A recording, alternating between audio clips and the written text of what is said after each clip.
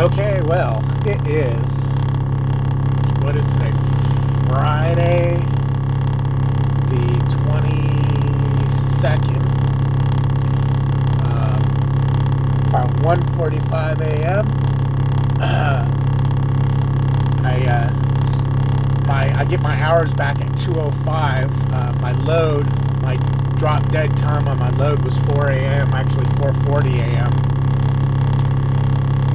So I got up, there's a phone number I could call to see if my load was ready. I called it, my load's ready, which is cool. And then I noticed on my Qualcomm message at 11:30, I got a I got a message from, it's called, instead of saying dispatch, it says reefer. So I don't know if that's sales or who that is. Maybe that's sales. That my load was ready. So my load was ready at 11:30, which is good because I was at hours to drive at that point. So I don't feel like I wasted any driving miles or anything. Got a good night's sleep. Woke up at about midnight, freezing to death, and just kind of laid there, snuggled up in my blanket until my alarm went off at 1:30. But it's 40 degrees out, so the truck won't idle at 40 degrees. I have to keep it idling. I'm warming it up right now, see if I can get some heat going.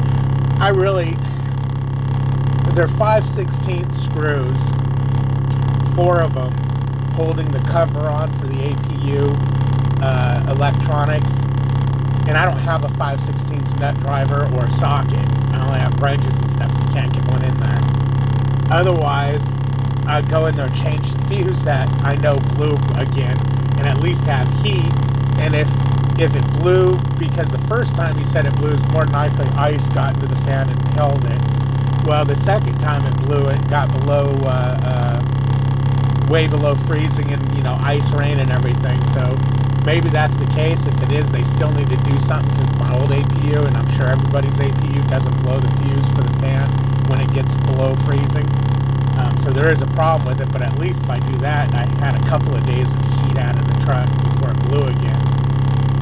So I'm contemplating on buying a cheap little socket set out of one of these places,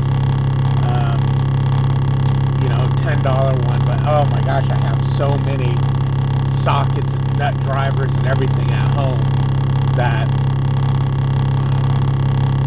I'm going to be driving. Shoot, I'm going to be close to home. No, I'm still going to be about an hour from home, hour and a half. If I got closer, man, it's like, dear, meet me in Mount Vernon.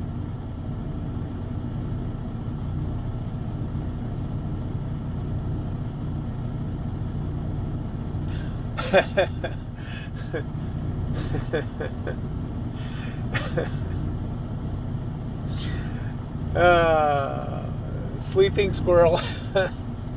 So anyways, I'm sitting here waking up and gonna go get my load. I'm 2.5 miles from the shipper. Now, there was parking overnight there. They have a bobtail section, but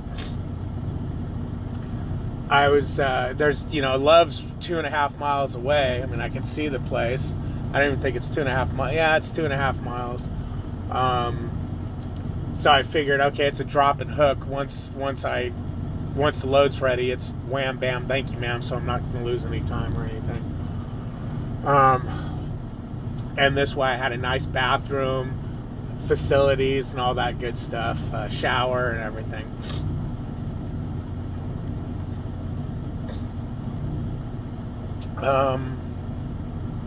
But yeah, that's where we stand. We're getting ready to go pick that load up.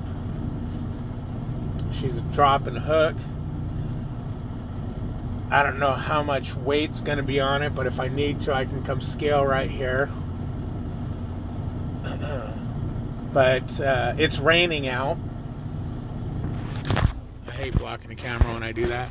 As you can see, it's raining out, and from what I'm understanding is more than likely I'm going to have rain all the way there, and the further the further west I go, the more torrential it gets, to where there's actually flash flood warnings in Tennessee.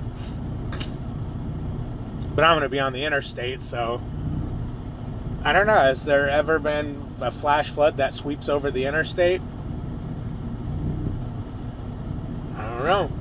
I guess my CB will go off and start screaming at me, warning, warning, Will Robinson. I know we've had some flash floods in California, and oh man, my charger must not have been charging. I'm out of juice. It's going to shut off. Huh. I wonder if I unplugged it by accident again. I got to do something about that charger. Yeah, I had it plugged in. Huh. I got to check that. Yep, sure did. I got to do something about where my phone cord plugs in. Maybe I need to tape it to the cord, because this is the second time in the last like 2 or 3 days that in my sleep, I don't know how. Well, it's where my extension cord pops out at. It's in a bad spot. My pillow hits it, and I unplugged my phone cord because it's loose in there. I've tightened it up a couple times, but it's, one of those long dongle, one of those things plugged in, and you got all this leverage to just blink. That's the first one that popped out. So I got another one that I have like 3 or 4 of them on the truck. I don't know how I got so many of them. I got one that was a 90 degree and tried that, but obviously it popped out too. Did I plug it in? Yeah. That's why I use my Screaming Meanie too. Imagine if that phone went dead and you sleep through your appointment time. Ooh, not good. But I always use my, if I'm at an appointment time, I definitely use my Screaming Meanie. If I'm just doing a 10-hour break, I'll use it or I won't use it. I generally don't sleep 10 hours. It's like tonight I started waking up at midnight. Whenever I wake up, I look at the phone. I woke up last night at 9 o'clock first and looked at my phone and was like, oh my gosh, I got a lot of time to sleep, and I'm so wide awake. Fell right back asleep. But, gosh,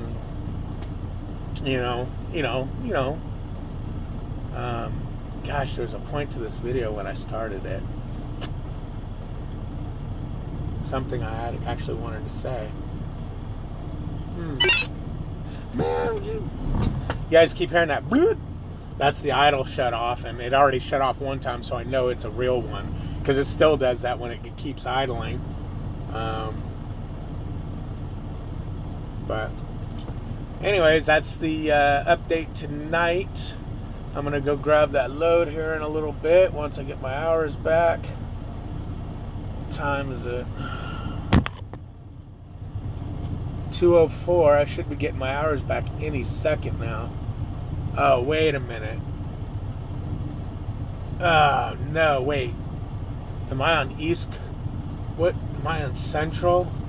Yeah. I'm back on Central time. Oh, thank goodness. Otherwise, I'd be an hour off. Because when I look at on your app, your Prime app, there's this Prime portal where you have your, you can find fuel stops and washouts. You can look at your truck maintenance, what trailer you have, all kinds of good stuff. One of the things is your hour of service. And it tells you when your 10-hour break's going to be up. Mine just came up and it was 2:04. But it's Central Standard Time. It goes off of Missouri time. So if you're not on Central Standard Time, you could be an hour ahead, 2 hours, whatever time zone you're in, you have to account for. So earlier I was in Mountain Time, which means if it was 2:04 Central, it'd be 3:04 Mountain. And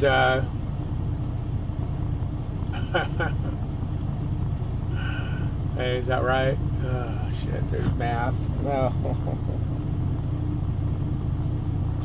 You know what I'm getting at. Leave me alone. Ah! Hey, it didn't shut off. Oh, and just a fun fact.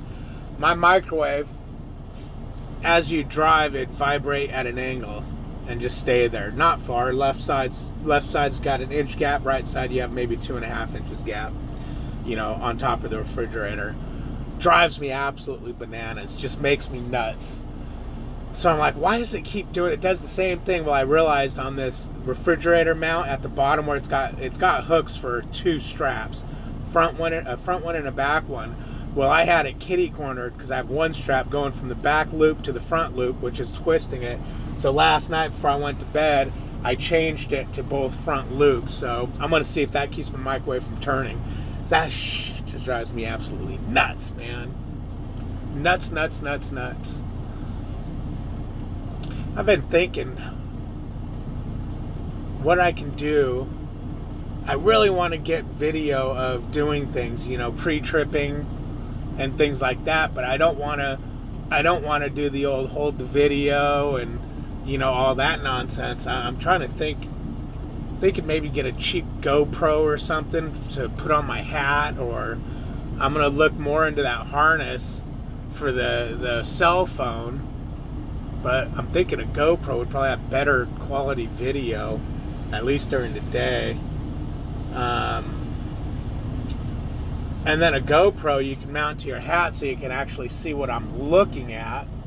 Like when I'm backing in, you can, you know, see what's going on. I poke my head out the window and things like that.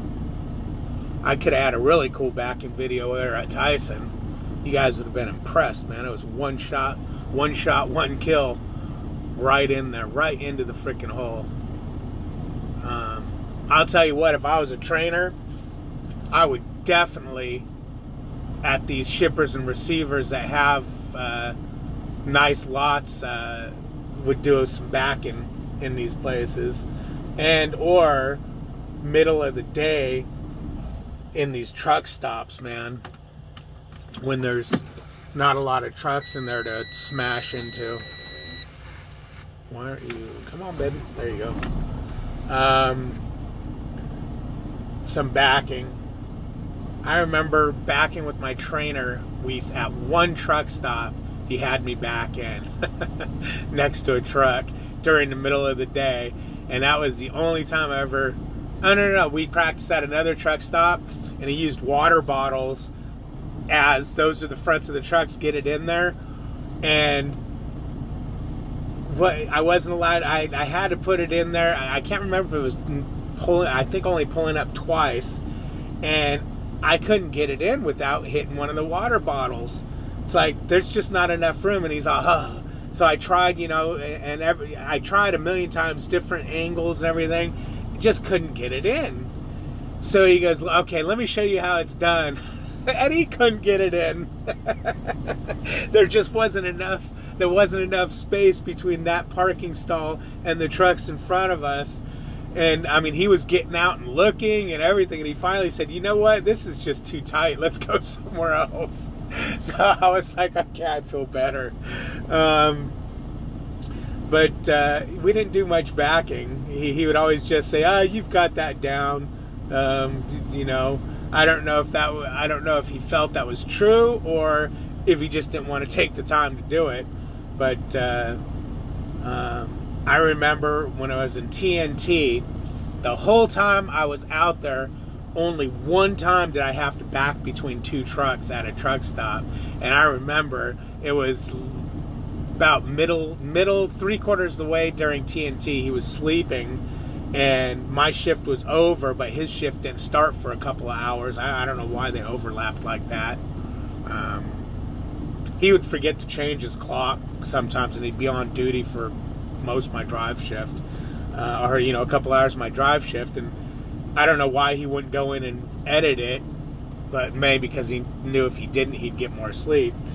So I remember backing in, and it was a tight spot. I think I got out like 3 times and looked, but I remember after I got it in, I was like, oh my God, and we were way in the back of the truck. I walked all the way to the truck stop to get something to drink. My mouth was freaking dry as hell. Just dying. And it's funny because now, I mean, yeah, I haven't been out here for years or nothing like that, but I don't even think about backing. I do sometimes when I'm in a truck stop, though. I'll drive right by a spot because it's like, no, it ain't worth freaking backing into that. And a lot of times when there's one spot left, you'll realize why that spot's left. You just can't get into it. You know, the trucks across the way are pulled too far forward, That happens a lot of times. Is the trucks won't back all the way into their spot, or when it's trucks back to back, the guy behind them back too far, so that guy's sticking out. I remember that happened to me one time. I was pulled into a spot and I was sticking way out because the guy behind me, he went over the line by about 6 feet. And I'll never forget, I had about an hour before I had to leave, and I was awake.